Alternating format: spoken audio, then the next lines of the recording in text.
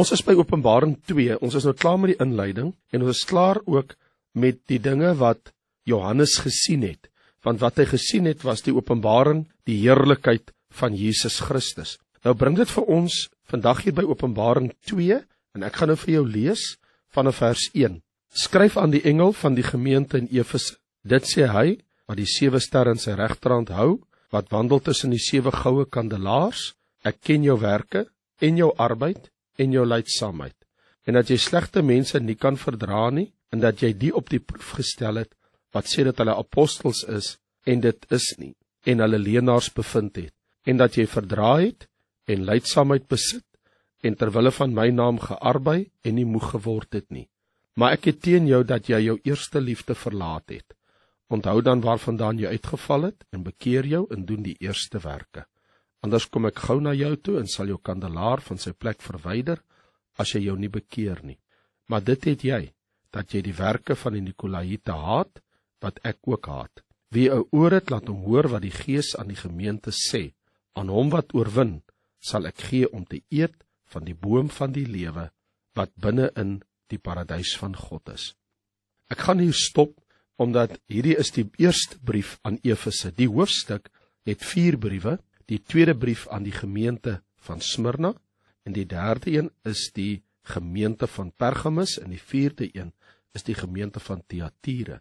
En net terwille van dat ons nou nie te veel lees, omdat daar so baie inligting is in die hoofstuk, gaan ek dit in die afdelings, want die hoofstuk 2 het 4 afdelings, so ek gaan dit in die 4 afdelings behandel. Hierdie hoofstuk 2 en hoofstuk 3, die opvolgende hoofstuk, dit is wat daar staan in Openbaring 1 vers 19, skryf die dinge op wat jy gesien het, dit was hoofstuk 1, die wat is, dit is hoofstuk 2 en 3, dit gaan oor die kerkera, sowel as die wat gaan gebeur. Nou die wat gaan gebeur, is van hoofstuk 4 tot hoofstuk 22, want Openbaring 2 en 3 beslaan die tweede divisie, die sleutel vir die verstaan van die boek Openbaring, is in Openbaring 1 vers 19, Openbaring 1 vers 1 en 1 vers 19. 1 vers 1 sê te kenne gegee, signs to signify, wat beteken dat die openbaring kom deur tekens met betekenisse. Tekens met betekenisse. God gee vir ons tekens, as ons die tekens bestudeer, gaan ons die betekenis verstaan. En dit gaan hier rondom die eindtyd, die eskatologie, die leer van die eindtyd dinge, die wederkoms van Christus wat voor dit, gedurende en daarna sal plaasvind. Maar in hierdie geval nou, in hoofstuk 2 en hoofstuk 3 het ons die dinge wat is. Nou hierdie 7 gemeentes, want hoofstuk 3 het die 3 ander gemeentes, te wete Sardes, Philadelphia en Laodicea. Nou, die 7 gemeentes was 7 bestaande gemeentes in die dag van Johannes. En die karaktertrekke en die eienskappe en die aanbevelings en dit wat Jesus sê, al hierdie dinge is van toepassing op al daai 7 gemeentes, maar jy moet ook onthou, omdat die boek Openbaring 'n profesie is dit ook profeties deur die eeue en die tydperke heen, wat die gemeentes van Christus self sal vergestalt, tot en met die wederkoms van die Here. So hier is 'n dubbele saak, jy moet dit baie mooi verstaan, dat ja, dit is so, daar was 7 gemeentes, daar was baie meer as 7 terloops in Asië, maar die 7 gemeentes was deur die Here gekies, omdat dit ook opeenvolgens die karaktertrekke deur die eeue heen sou openbaar, totdat die Here eendag terugkom. So ons het 'n dubbele saak. Dit was 7 bestaande gemeentes, tegelykertyd profeties gesien 7 tydperke van die bestaan van die gemeentes, kronologies, opeenvolgend of agtereenvolgend, die een na die ander, en ek sal met u die tyd reël soos wanneer ons daarby kom. Wat baie belangrik vir my is dat die karaktertrekke wat na vore tree in die briewe aan die betrokke gemeentes. Nou voordat ek enige gemeente met u wil behandel, en kyk, die heel eerste ene is tog Efese. So voordat ek nog selfs na die brief van Efese kyk, is daar sekere dinge wat ek vir u moet sê, want as u dit verstaan, en u neem nou u Bybel, en u gaan lees nou weer die gemeente van Efese, van Smyrna, Pergamus, Thyatira, Sardes, Philadelphia, en ook Laodicea, en u gaan lees van al 7 die gemeentes.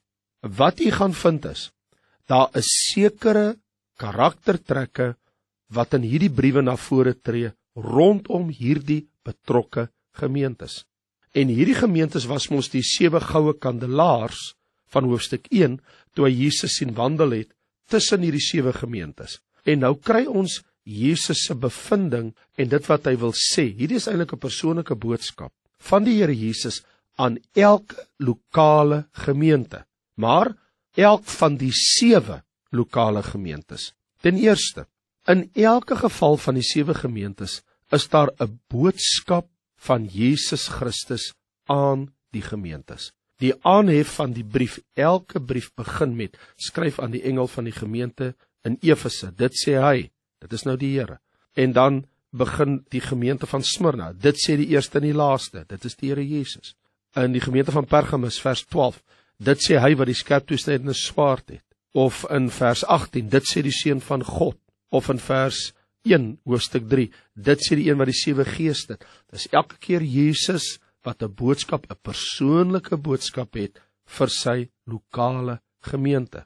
En dan moet jy ook oplet, in elk geval, in al hierdie gevalle, ek kan eintlik sê, in elke geval raak dit die sigbare kerk eerder as die onsigbare kerk.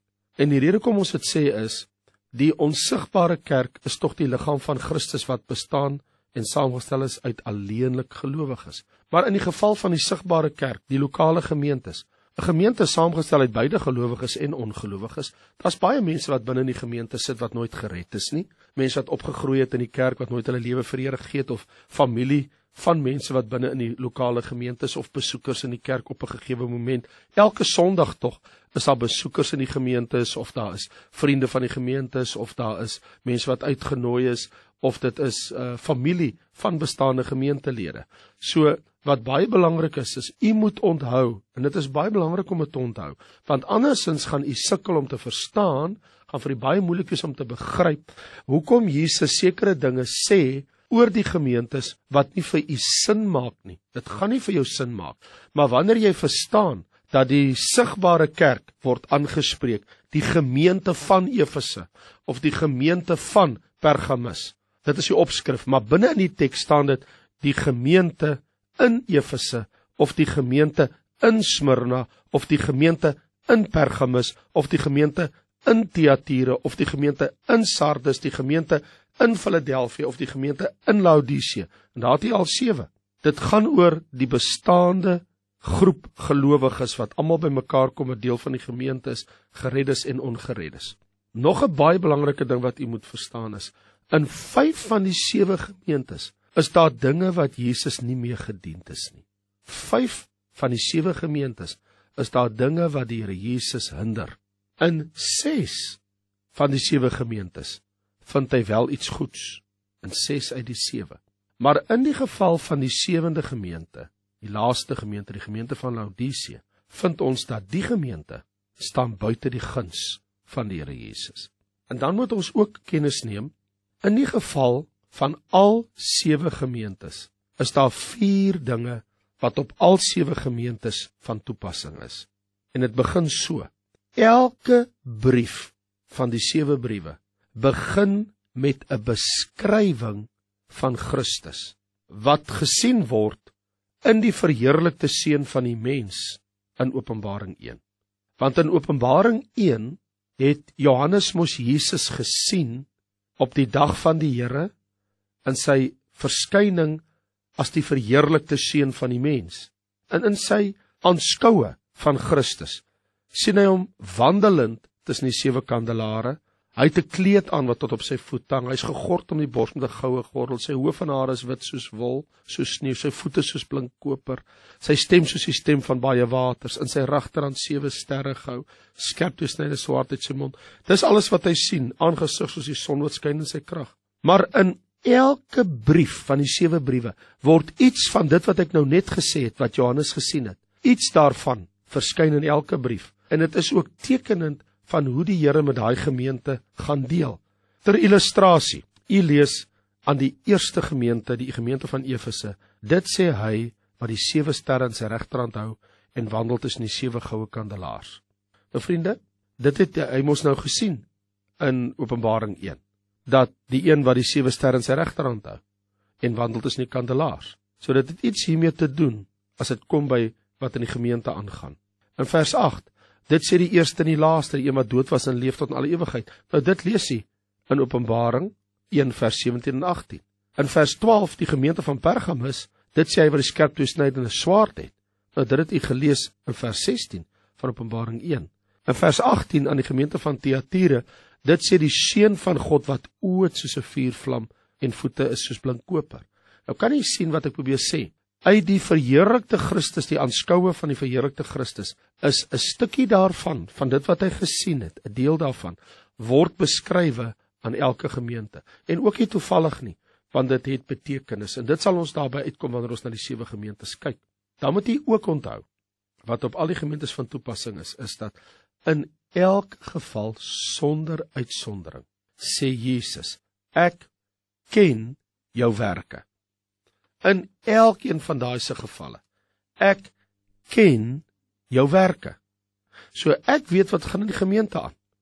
Niemand kan my bedrieg of mislei nie, of dinge vir my wegsteek of sekere feite van my weerhou nie. Ek ken jou werke, of dit goed of dit sleg is, of ek dit aanvaar of ek dit nie aanvaar nie, dis nou irrelevant.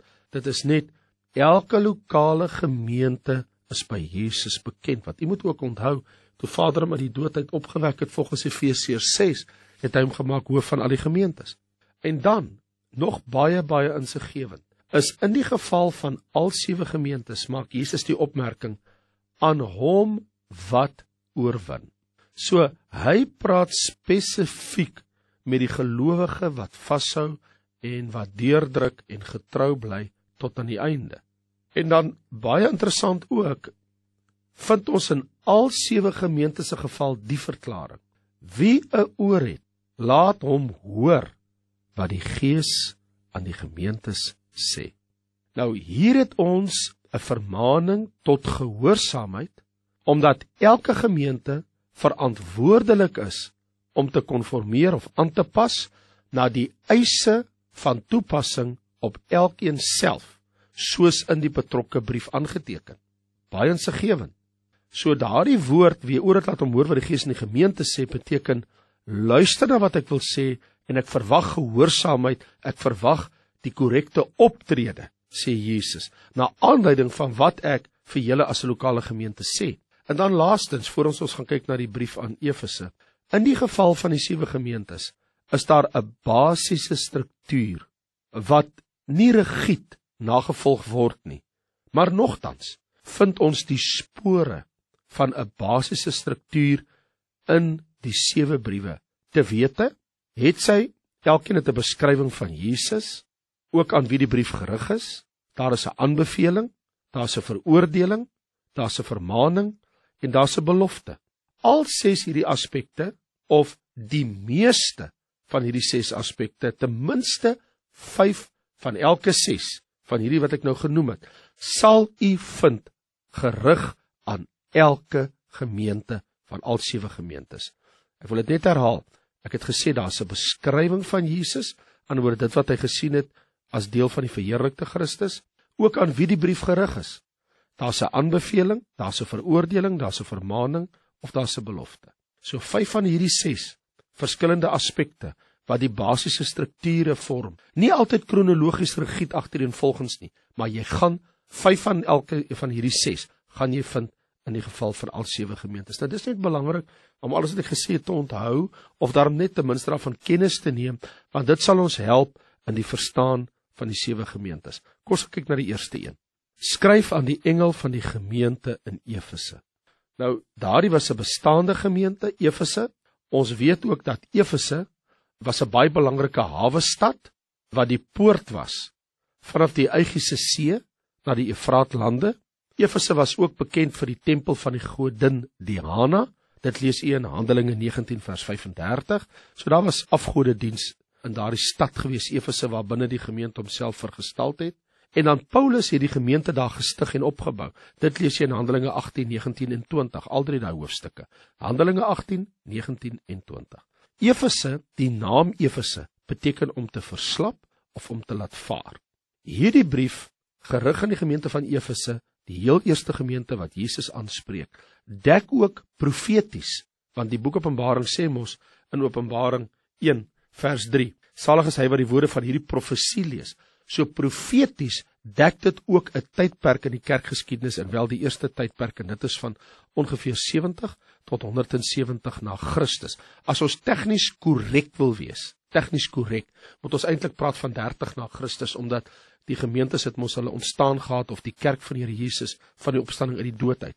Maar die gemeente van Efese gestig en is 'n bestaande gemeente van 70 tot so ongeveer 170 na Christus. Die tweede aspek wat ek vir julle gesê het, dan vind ons ook 'n beskrywing van Jesus. Hier kry u dit reeds in vers 1. Dit sê hy wat die 7 sterre in sy regterhand hou, wat wandel tussen die 7 goue kandelaars. Nou dis insiggewend, want dit was wat Johannes gesien het van Christus, toe hy hom raak gesien het in Openbaring hoofstuk 1. Hy het hom gesien in vers 13, 16 en 20, in Openbaring 1, vers 13, 16 en 20, het hy hom gesien met die 7 sterre wandelende tussen die 7 goue kandelaars. So hierdie verwysing fokus op die gesag en die beheer wat Jesus het oor die wel en wee en die kennis wat hy het van sy gemeentes. En daarom begin hy dan ook deur te sê, ek ken jou werke. So die gemeente se werke, die gemeente se arbeid en leidsaamheid, want al drie word hier gesê, jou werke, jou arbeid en jou leidsaamheid, ek ken dit. Nou volg Jesus se aanbeveling in vers 2 en 3 en vers 6. En hy waarsku die gemeente, of laat ek dit eerder so stel, hy beveel die gemeente aan dat hulle nie valse leermeesters verdra nie. Valse leermeesters wat in die kerk probeer inkom. Terloops, Paulus, toe hy in Handelinge 20 die gemeente groet, die gemeente van Efese, toe hy daar weggaan, toe sê vir hulle tussen vers 29 en vers 31, dat wanneer ek weggegaan het, nadat ek vertrek het, sal wrede wolwe onder julle inkom, wat hierdie gemeente nie gaan spaar nie. So selfs Paulus het al vir daai gemeente van Efese gesê, nog voordat Jesus hier praat, het Paulus vir hulle gesê, jy gaan wrede wolwe kom. En nou sê Jesus, ek sien dat jy kan die slegte mense nie verdra nie. Mense wat sê dat hulle is apostels, en hulle is dit nie, die valse apostels, inteendeel, julle het bevind dat hulle is leenaars. En die Here beveel hulle aan daarvoor. Tweedens, word baie insiggewend en baie interessant ook gesê, en dit is in vers 6, dat jy die werke van die Nikolaïte haat, wat ek ook haat. Die Here sê, jy haat hierdie werke van die Nikolaïte, ek ook. Nou, wie is hierdie Nikolaïte? Dit was 'n sekere groep in die gemeente, wat gepoog het om 'n priesterlike orde in die kerk op te rig. Dis amper, as ek 'n Engelse woord mag gebruik, hier 2 Engelse woorde, the clergy and the laity, waar daar verwys word tussen die mense wat gesagsposisie het en jou doodgewone mense in die gemeente. En hulle het gepoog of dan probeer om die kerk weer te moduleer in die Ou Testamentiese orde van priesters teenoor gewone mense.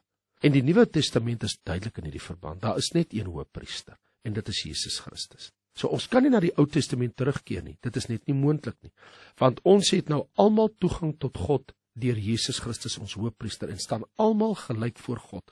Handelinge 10 vers 34 en 35 en ook in Hebreërs hoofstuk 10 vanaf vers 19. As ons na die woord Nikolaïte kyk, dan beteken 'n letterlike ontleding van die woord Nico om omver te gooi en Laos, die leekedom. So wat ons hier sien is, die doel of die poging hier is om die leke of die doodgewone gemeentelede te verwar en omver te gooi.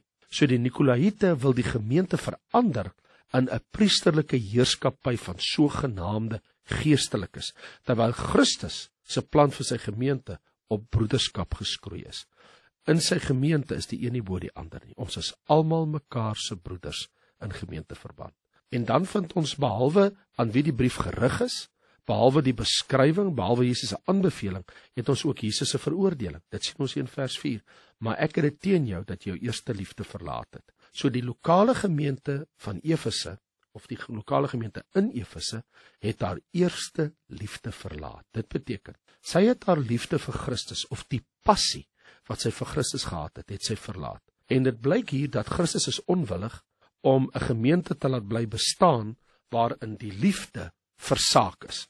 En daarom dan hierdie sterk vermaaning in vers 5. Onthou dan waarvandaan jy uitgeval het en bekeer jou en doen die eerste werke. Anders kom ek gou na jou toe en sal jou kandelaar van sy plek verwyder, as jy jou nie bekeer nie. So om hulle eerste liefde te verlaat, kan fataal wees vir die gemeente, en nou sê Jesus dat hulle moet hulle bekeer en weer die eerste werke doen. Sou hulle weier, loop hulle gevaar dat hul kandelaar, die lokale gemeente se bestaan, die lokale gemeente op sigself, kan verwyder word. En dan sou hulle as 'n lokale gemeente ophou om voor hom te bestaan. En die bestaan van die gemeente is nou in wesenlike gevaar, dat die Here gaan hom nie ophou met 'n liefdelose kerk nie. In vers 7 vind ons hierdie kosbare belofte, waarin die een wat wandel tussen die kandelaars, dat hy sê, wie 'n oor het, laat hom hoor wat die Gees aan die gemeente sê. Aan hom wat oorwin, sal ek gee om te eet van die boom van die lewe, wat binne in die paradys van God is. Nou, hierdie belofte is gerig aan diegene in die gemeente wat oorwin. Hulle sal eet van die boom van die lewe, wat binne in die paradys van God is. En duidelik kan ons sien, dat alhoewel hierdie brief gerig is aan die gemeente, word spesifieke individue hierdie belofte gegee. So die wie terugkeer na hulle eerste liefde, Christus, en in hom oorwin, hulle verkry hierdie belofte, hierdie heerlike belofte. En die belofte is om die voorreg te kan hê om te eet van die boom van die lewe. Dit beteken toegang tot die Nuwe Jerusalem, toegang tot die hemelstad, toegang tot die paradys, toegang tot die hemel. Want die verbod van Genesis 3, vers 22 tot 24, toe die Here vir Adam en Eva uit die tuin van Eden uitgedryf het, en Gerubs aan die ooste kant van die tuin geplaas het, dat hulle nie meer mag eet van die boom van die lewe nie. Dit geld nie meer vir die wat getrou is aan Jesus Christus nie. Vir hulle is daar 'n goddelike belofte. En u weet, hierdie belofte van dat jy kan eet van die boom van die lewe wat in die paradys van God is, word eintlik in die laaste hoofstuk van Openbaring, dis 22 vers 14, word dit weer herhaal, maar hoor hoe stel die Here dit. Salig is die wat sy gebooie doen, sodat hulle reg kan hê op die boom van die lewe, en kan ingaan deur die poorte in die stad. Jy sien, om te kan eet van die boom van die lewe, moet jy toegang hê tot die stad. En wat hier gebeur is, Jesus sê eintlik, as julle vashou, as julle my sal lief hê, as julle bly oorwin tot die einde toe, getrou aan my bly, getrou aan jou liefde vir my, vir jou toewyding aan my, dan sal ek vir jou sorg. Ek gee vir jou die boom van die lewe, en jy kan eet van sy vrug, leef tot in alle ewigheid. En die belofte hier is, jy het dan ook toegang tot die heerlikheid van God, die heerlike hemel, en ook die heilige Jerusalem, die nuwe Jerusalem,